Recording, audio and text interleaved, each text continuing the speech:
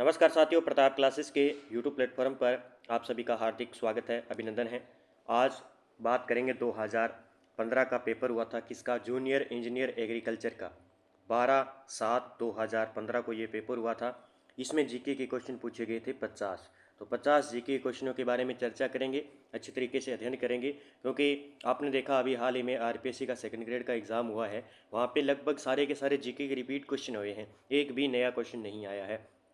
तो आगामी second grade first grade के लिए है, पटवार के लिए है, आप वीडियो की एग्ज़ाम की तैयारी कर रहे हैं, जेल प्रेरी के एग्ज़ाम की तैयारी कर रहे हैं, या फिर आप आगामी सीईटी है, कोई भी परीक्षा है, तो आपको पुराने पेपर के माध्यम से अभ्यास करना चाहिए। और जीके का टॉपिक आपको पता चल जाता है कि किस प्रकार के जीके के टॉपिक में से क्वेश्चन पूछे जा रहे हैं बोर्ड द्वारा। तो हम डेली इस प्रकार के पेपर हल करते रहेंगे, सोल्यूशन करते रहेंगे, ताकि हम जीके की ओर अच्छी तरीके से तैयारी कर पाएँ। तो बात करते हैं आज के प्रश्नों की।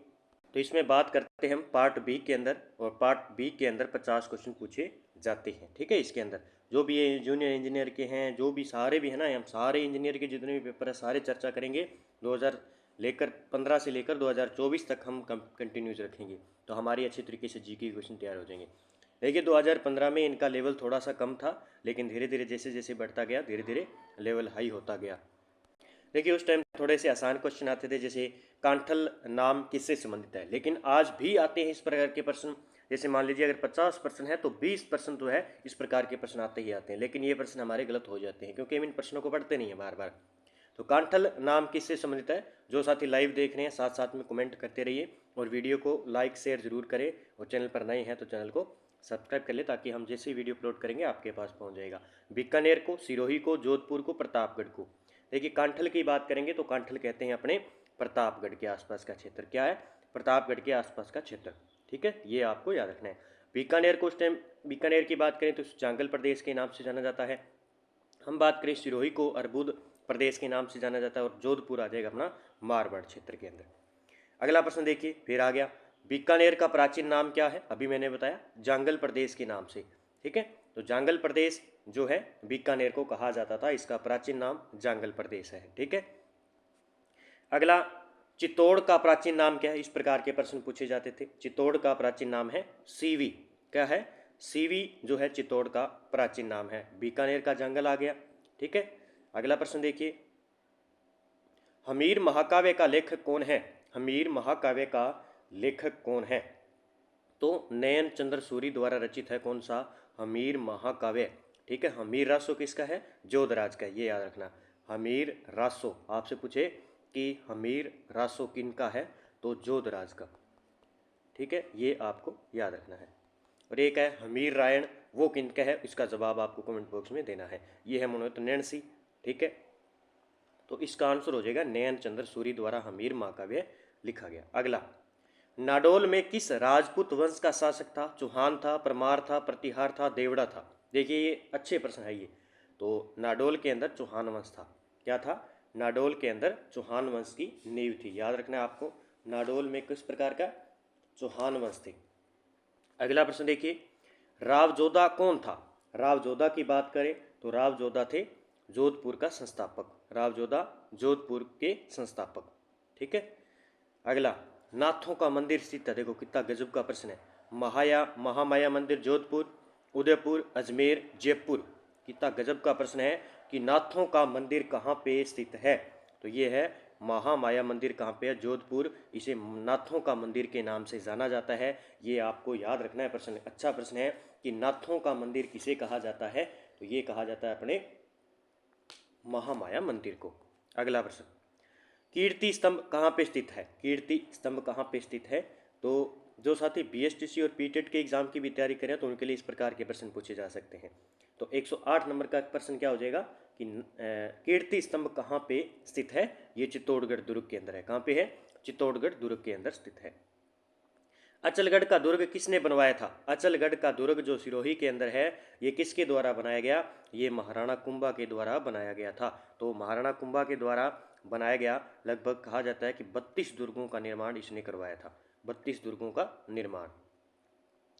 नाथ द्वारा चित्रकला शैली में चित्रण मिलता है, शिव का, कृष्णा का, श्रीनाथ जी का, गणेश जी का। अच्छा प्रश्न है। नाथ द्वारा राजसमंद की जो चित्रशैली है उसमें किस चित्रण, ज़्यादातर चित्रण किसके मिले हैं, तो वो मिले हैं अपने कृष्ण के।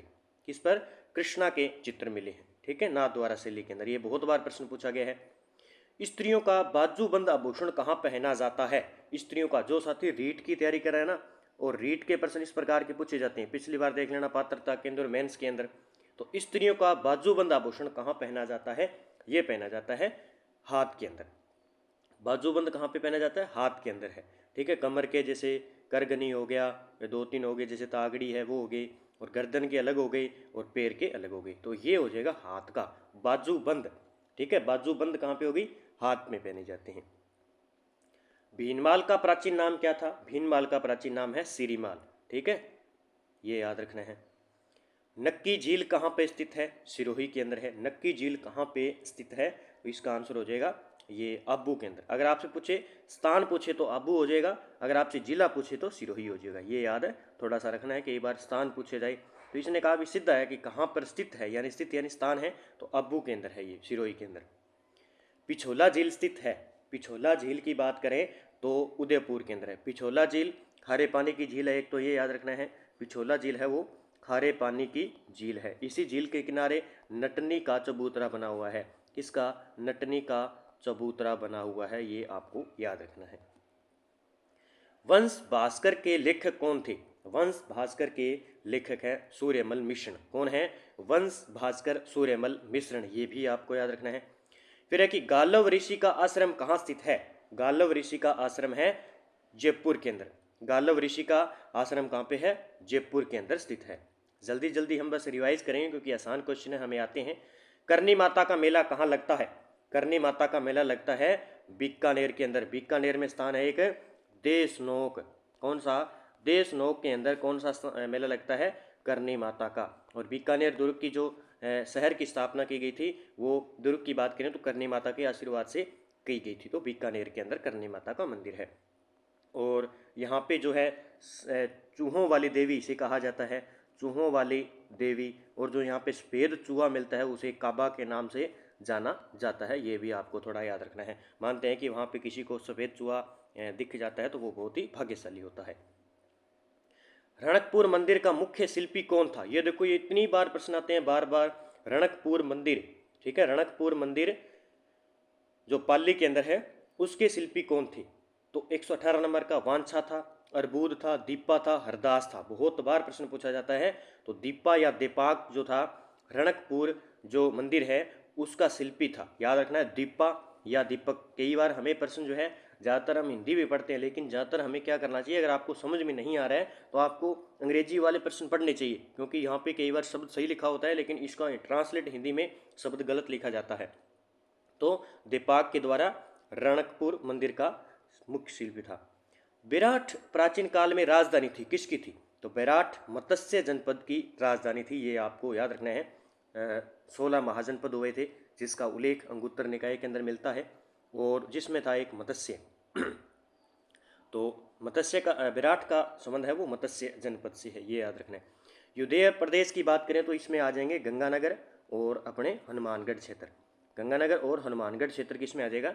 युद्धेय के अंदर आ जाएगा, ठीक है। अलाउद्दीन खिलजी ने मेवाड़ पर आक्रमण कब किया था? अलाउद्दीन खिलजी ने मेवाड़ पर आक्रमण किया था 1303 से लेकर 1303 ईस्वी में, मेवाड़ पर, ठीक है। मेवाड़ पर आक्रमण कब किया था? 1303 ईस्वी में, ये आपको याद रखना है, किसने? अलाउद्दीन खिलजी के द्वारा, ठीक है। अगला प्रश्न देखिए, कितना गजब का प्रश्न है। हल्दी घाटी का युद्ध कब लड़ा गया था? देखिए, इस प्रकार के प्रश्न याद हैं लेकिन हमें एक बार रिवाइज करना चाहिए किसी भी। तो 1576 ईस्वी में, 1576 ईस्वी में हल्दी घाटी का युद्ध हुआ था। मालती माधव के चित्र हैं, मालती माधव। अब ये प्रश्न हमारे लिए इंपॉर्टेंट हो जाते हैं। मेवाड़ से लेके बूंदी के, किशनगढ़ के, बीकानेर के मालती माधव के चित्र हैं, वो है अपने मेवाड़ से लेके, ठीक है, याद रख लेना। मालती माधव मेवाड़ से ली, मालती माधव मेवाड़। तो ये देखो, देखिए किस लिखा है? मेवाड़ स्टाइल। हो सकता है अगर ट्रांसलेट कई बार कर दिया जाता है तो यहाँ पे मेवाड़ स्टाइल भी लिख देते हैं ये। राजस्थान में समाचार पत्रों का सर्वप्रथम प्रकाशन प्रारंभ हुआ था, कहाँ से हुआ था? राजस्थान में समाचार पत्रों का सर्वप्रथम प्रकाशन, ये अभी साथ तक इसमें आया था, पशु परिचर के अंदर पूछा गया था। तो अजमेर के अंदर, कहाँ से? अजमेर के अंदर। अगला प्रश्न, राजस्थान सेवा संघ की स्थापना कब हुई? इस प्रकार के प्रश्नों में कंफ्यूज रहते हैं। तो राजस्थान सेवा संघ की स्थापना बात करें 24 नंबर प्रश्न की, तो 1919 के अंदर। ठीक है, राजस्थान सेवा संघ की स्थापना हुई थी 1919 को। ठीक है, ये पॉइंट याद रखना है आपको। पोप्पाबाई की पोल नामक पुस्तक किसने लिखी थी? पोप्पाबाई की पोल पुस्तक है जयनारायण व्यास जी की। पोप्पाबाई की पोल याद रख लेना, जयनारायण व्यास जी की। और माणिक्यलाल वर्मा जी की कौन सी है? पंचशिड़ा गीत, जो एग्जाम में बार बार पूछा जाता है। पंचशिड़ा गीत आपसे पूछ ले तो माणिक्यलाल वर्मा जी का है। भारत का कौन सा राज्य राजस्थान की सीमा से नहीं लगता है? देखिए, पंजाब लगता है, उत्तर प्रदेश लगता है, मध्य प्रदेश लगता है, लेकिन हिमाचल प्रदेश नहीं लगता है। 5 राज्य भारत से राजस्थान से लगते हैं। पंजाब आ गया, उत्तर प्रदेश आ गया, और मध्य प्रदेश, और इसके साथ में आ जाएगा गुजरात आ जाएगा एक। गुजरात, और कौन सा रह गया एक? पंजाब आ गया ऊपर ऊपर, फिर उत्तर प्रदेश, एक हरियाणा, शायद तक हरियाणा, हाँ, हरियाणा की सीमा 1262 किलोमीटर, पंजाब की लगभग 89, उत्तर प्रदेश की लगभग 877 किलोमीटर, मध्य प्रदेश की सबसे ज़्यादा लगती है 1600 किलोमीटर, फिर गुजरात की 1022 किलोमीटर। ठीक है, सन 2001 व 11 के दौरान निम्नलिखित में से कौन से जिले, बात करें कौन से जिले सर्वाधिक लौकिक जनसंख्या वाले? अभी देखो कितना गजब का प्रश्न है कि 2011 से के दौरान, 2001 और 2011 के दौरान निम्नलिखित में से कौन से जिले में सर्वालौकिक जनसंख्या वृद्धि हुई थी? तो जनसंख्या जो वृद्धि हुई थी वो हुई थी इसमें बाड़मेर के अंदर। कितनी? बाड़मेर के अंदर जनसंख्या वृद्धि हुई थी, ये याद रखना है, क्योंकि अभी पशु परिचय में भी पूछा गया था ये प्रश्न। राजस्थान में न्यूनतम महिला साक्षरता 2011 कहाँ पे थी? 2011 न्यूनतम महिला साक्षरता दर कहाँ पे है? और ये प्रश्न आता ही आता है, बार बार पूछा जाता है। तो इसका आंसर होगा अपना जालोर के अंदर। न्यूनतम महिला साक्षरता दर है सबसे कम जालोर के अंदर।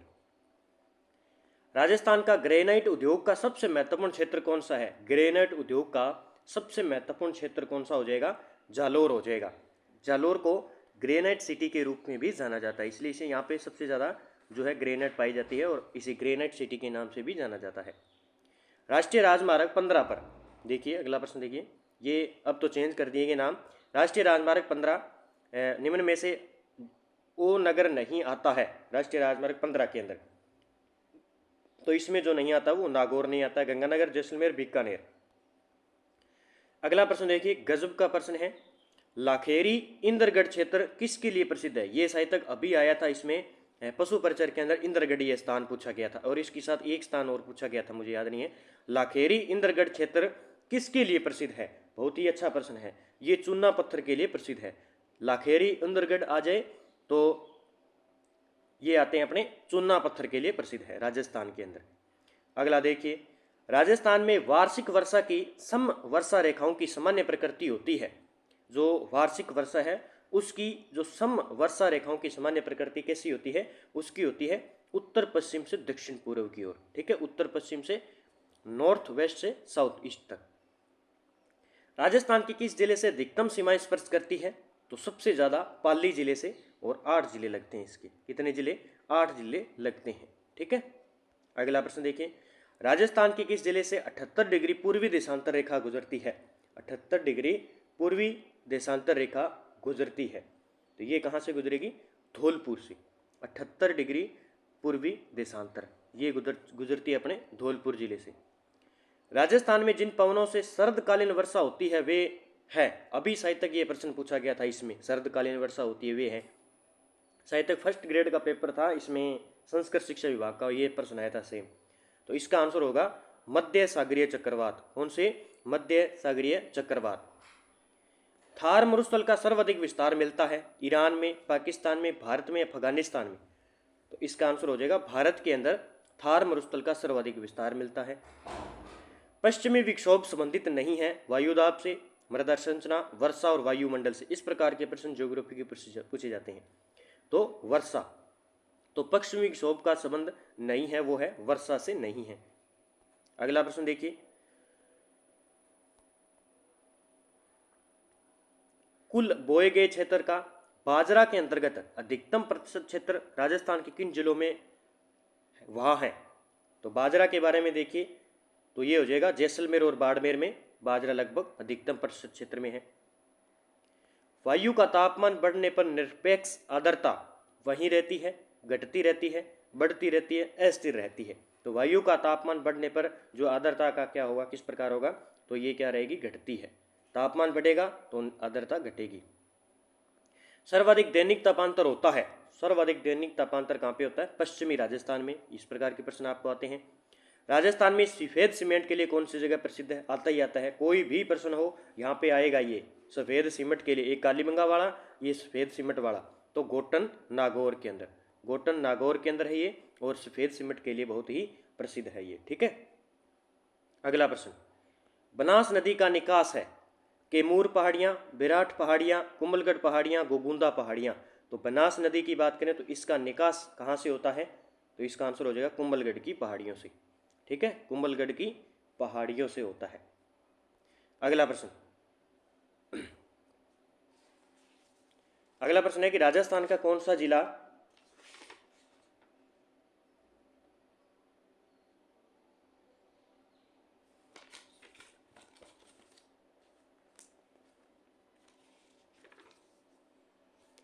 राजस्थान का कौन सा जिला लोह उपक सहित अमक पाया जाता है।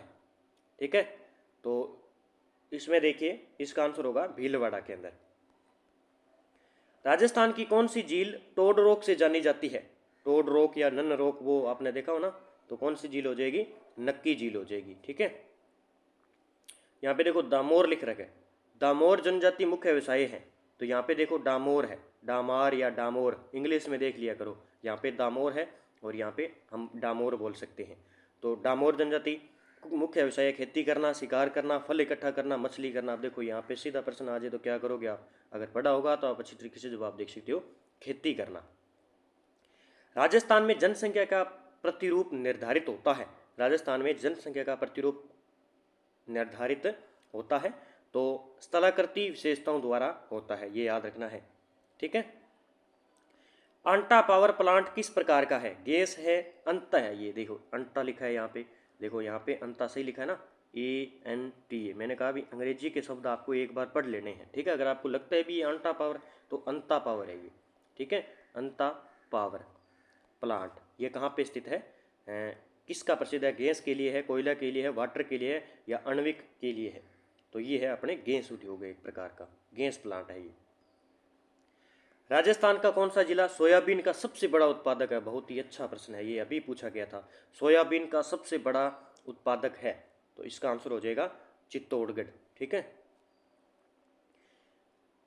इस भूगोल का मुख्य उत्पादक जिला कौन सा है, इस भूगोल का मुख्य उत्पादक जिला कौन सा है, तो जालोर। इस भूगोल कहाँ पे पाई जाती है, तो ये जालोर में पाई जाती है सबसे ज़्यादा। ये अन्ना सागर झील, अन्ना सागर झील, तो इंग्लिश में लोग अन्ना सागर झील कहाँ पे स्थित है, ये है अपने अजमेर के अंदर है। आज के ये 50 प्रश्न थे, ये पेपर मैंने आपको हल करवा दिए हैं। देखिए इसके माध्यम से आप जो है कमेंट बॉक्स में जवाब दोगे तो आपके क्वेश्चन याद हो जाएंगे, आप भी उन क्वेश्चनों को रिकवर कर पाएंगे। आपने पढ़ा है, जैसे समेत को पढ़ा है और अन्ना सागर झील को पढ़ा है, तो लेकिन एक बार हम जो है 3 प्रकार के मन होते हैं, चेतन, अचेतन। ठीक है, तो हम जो चीज़ें हमारी अचेतन मन में पड़ी रहती है, तो उसे चेतन मन में लाने के लिए इस प्रकार के जो है प्रश्न पढ़ने चाहिए हमें। शिक्षा मनोविज्ञान आपने पढ़ी होगी तो अच्छे तरीके से पढ़ने चाहिए। डेली मैं आपको करवाऊंगा और आपको पढ़ने हैं। ठीक है, जैसे मालती माधव, कुछ ऐसे प्रश्न नए हैं जो आपके लिए नहीं होंगे, आप उनको पढ़ पाएंगे। तो जय हिंद, जय भारत दोस्तों, मिलते हैं अगले वीडियो के साथ में। तब तक आप इस वीडियो को अच्छे तरीके से देखिए। जय हिंद, जय भारत।